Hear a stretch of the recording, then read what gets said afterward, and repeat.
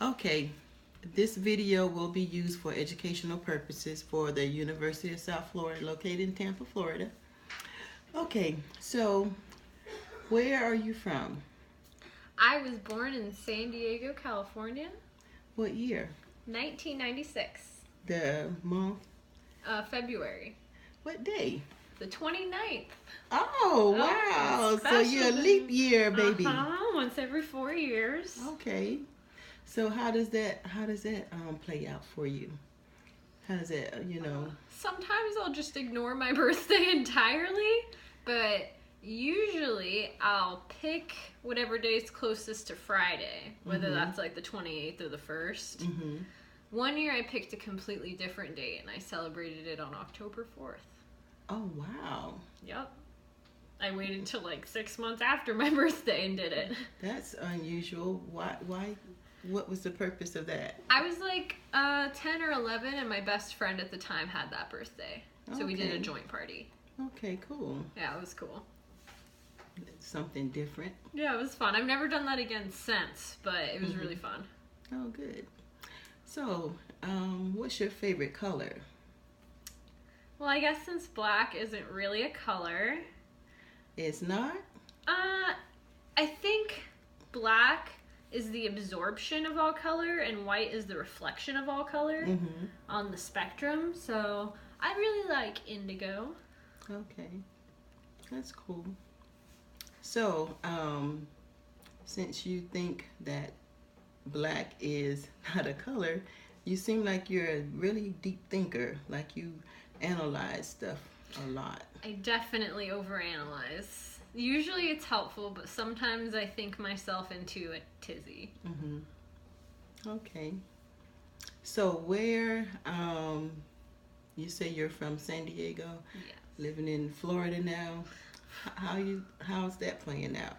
The transition. There's a lot of bugs here. But since I've been living in colder states, like, Idaho, Washington, Oregon, I'm definitely enjoying all the sun more than anything. I'm glad it's not humid right now. Yes, Florida can be very humid. Big hair. Yeah. Big hair, double hair. So you have any siblings? I do. I have an older brother. And where does he live? He lives in Coeur d'Alene, Idaho right now. Okay. So that's a long way. A very long way.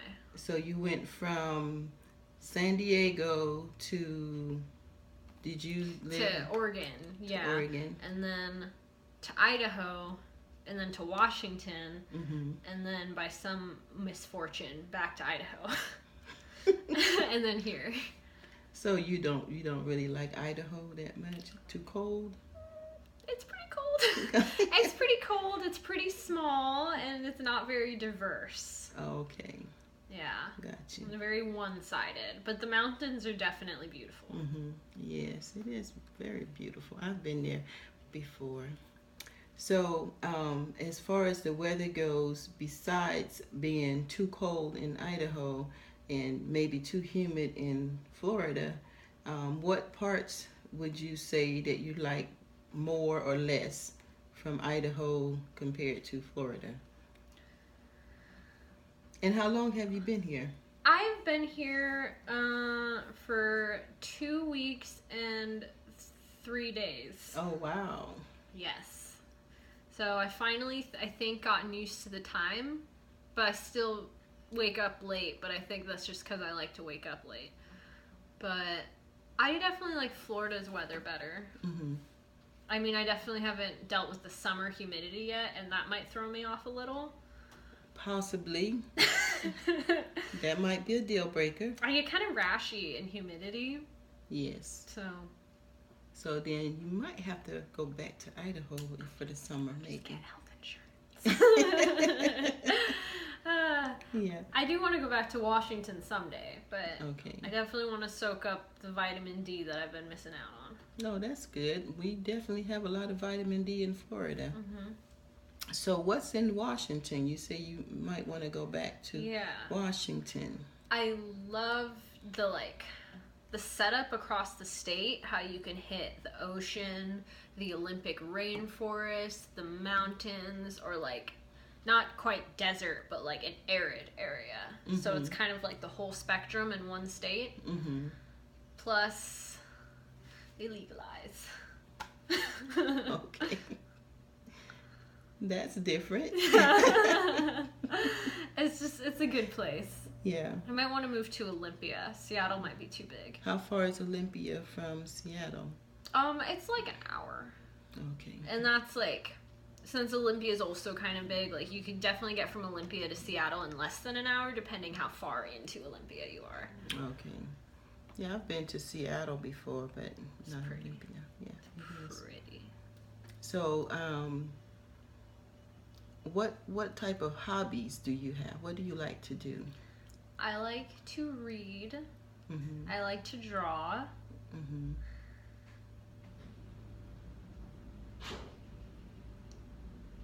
I like to play with other people's pets. Oh. Yeah. I like to design stuff. I haven't done too much design application, like making your designs come to life. Mm-hmm. But I like to do 2D designs on paper of like clothes and houses and rooms and stuff. Okay, so you seem like a very artsy person. I would definitely say so. I took algebra 3 times, so I'm definitely not like a STEM person. Okay.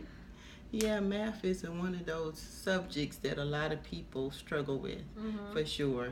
Yeah. But artsy people are unique and they get a lot done, even though, they don't like math. There's other things that they can, Yeah, once you put your nose to it and Yeah. like stop being so absent-minded, you can get a lot done. Yeah. Sometimes I'm a little like head in the clouds though. Mhm. Forget what I'm doing.